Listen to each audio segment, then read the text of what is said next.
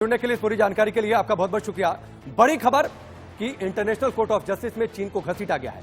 दूसरी बड़ी खबर भी चीन से जुड़ी है। खबर है कि चीन ने 5 अप्रैल को भारत को कुल 1.7 लाख पीपीई किट की सप्लाई की थी, जिनमें से 1/4 से ज्यादा घटिया क्वालिटी के थे। चीन से भेजे गए 50,000 किट क्वालिटी टेस्ट में फेल हो गए।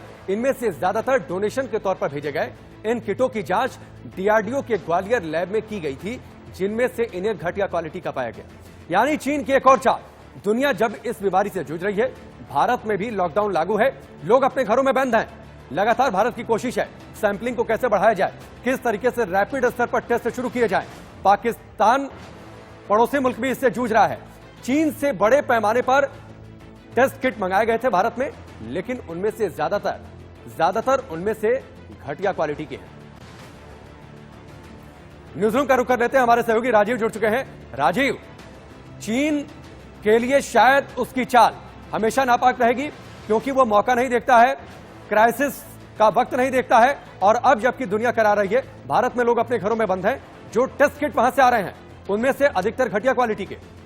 राकेश, ऐसा लगता है कि शायद तबाही के दौरान भी चीन को उसे पैसों में बदलने की जो जुगत है, कोशिश है, वो उसने करना नहीं छोड़ी है। लिहाजा ये बीमारी भी उसके लिए कहीं ना कहीं फायदे का सौदा उसको दिखाई दे रही है।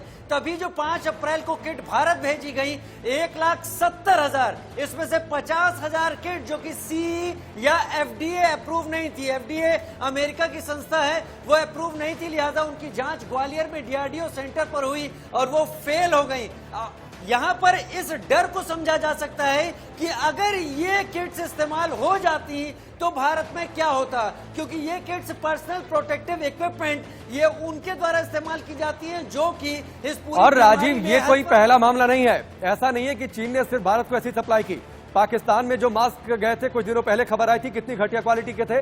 दुनिया के दूसरे देशों में भी चीन जो सप्लाई कर रहा है, यानी जो बात कही जाती है कि अगर कोई चीज चाइनीज है वो कितना चलेगी उसका कोई भरोसा नहीं। चीन लगातार इस मुश्किल वक्त में भी उसी पॉलिसी, उसी फॉर्मूले पर है।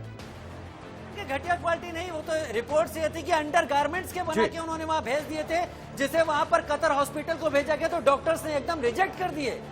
वही स्थिति भारत में है। 1,20,000 ठीक है, 50,000 सीधे खारिज कर दिए गए। और अब भारत के जो विशेषज्ञ हैं राकेश, उनका कहना है कि भारत को 20 लाख पीपीई किट की जरूरत है। वो हो जाता है तो भारत सेफ होगा। लेकिन इसके साथ ये भी कि भारत में भी प्रोडक्शन बढ़ा दिया गया है, भारत खुद भी बनाने लगा है, तो शायद देर सवेरे जरूरत ना पड़े। लेकिन जहां अगर मदद या दान के तौर पर भी चीन से चीजें आ रही हैं, तो उनकी गुणवत्ता इस तरीके की दिखाई पड़ रही है। ठीक है राजीव, चलिए हमसे जुड़ने के लिए, पूरी जानकारी के लिए आपका बहुत बहुत शुक्रिया। हमारे सहयोगी राजीव हमारे साथ जुड़े हुए थे। यानी चीन की चाल किसी भी वक्त में सुधरने वाली नहीं है। पाकिस्तान भले ही कोविड-19 के खिलाफ लड़ाई में भारत की मदद करने से कतरा रहा, लेकिन भारत उसे हर संभव मदद करने को तैयार है। भारत ने अपने विभिन्न शहरों में फंसे पाकिस्तानी नागरिकों को उनके देश लौटने में मदद करने का आश्वासन दिया। दरअसल पाकिस्तान सरकार ने भारत सरकार को जानकारी दी है कि उसके 180 नागरिक अभी भी भारत के अलग अलग शहरों में फंसे हैं। इनमें से ज्यादातर इलाज के लिए यहां पर आए हुए मरीज हैं और उनके परिजन हैं। लेकिन भारत की इस मदद का जवाब पाकिस्तान कैसे दे रहा है, वो जानकर आपको हैरानी होगी। पाकिस्तान भारत के सीमावर्ती इलाकों में गोलियां बरसा रहा है, लोगों को बम गोलों से डरा रहा है, रिहायशी इलाकों पर बमबारी कर रहा है। पिछले एक हफ्ते में पाकिस्तान की ओर से की गई गोलीबारी में भारत के अब तक 3 नागरिकों की जान जा चुकी है। एक तरफ कंगाल पाकिस्तान भारत पर बम गोले बरसा रहा है, दूसरी ओर उसके पास अपने नागरिकों का टेस्ट कराने के लिए पैसे नहीं है।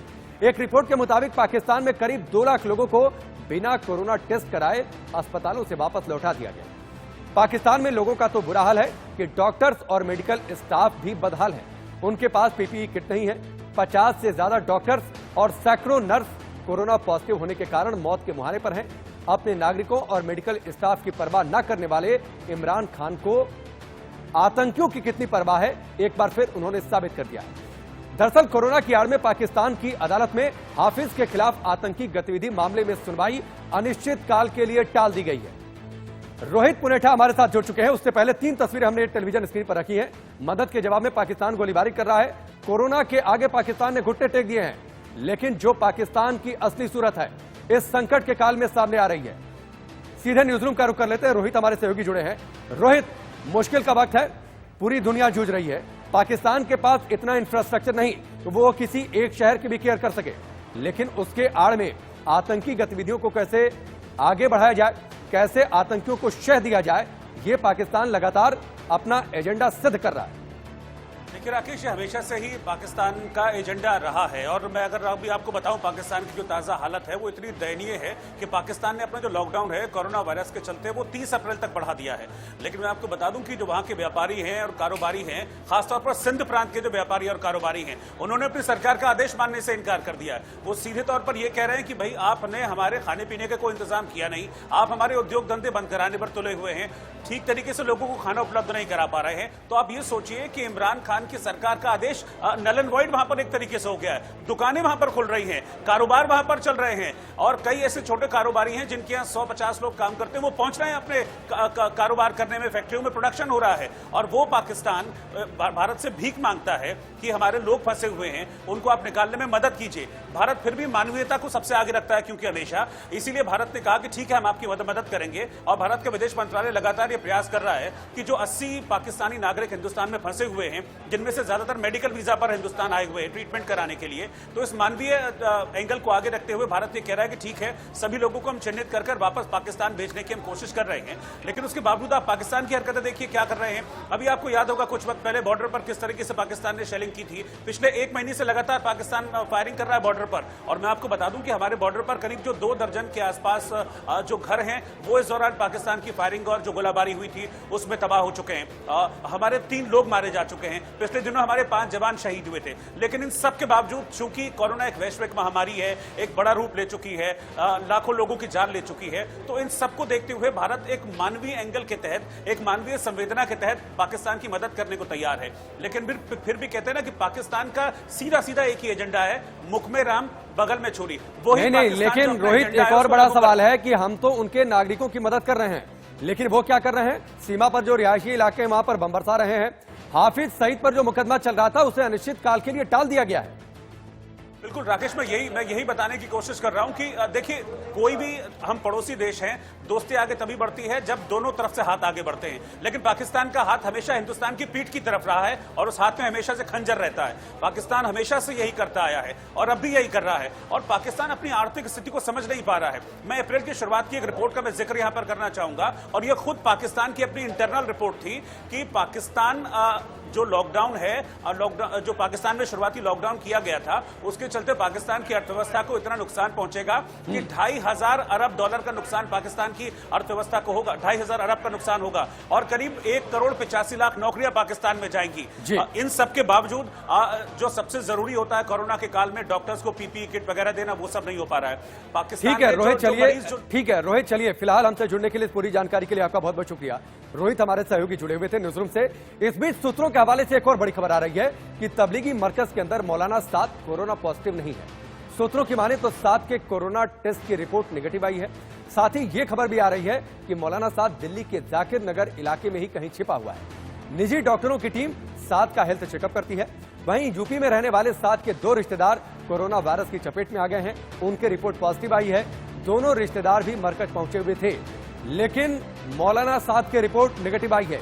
यानी मौलाना साद ने खुद को तो बचा लिया, लेकिन अपने भड़काऊ भाषणों के जरिए कई लोगों को, हजारों लोगों को कोरोना वायरस की चपेट में धकेल दिया। यूपी के सहारनपुर में मौलाना साद के 2 रिश्तेदार पॉजिटिव पाए गए हैं।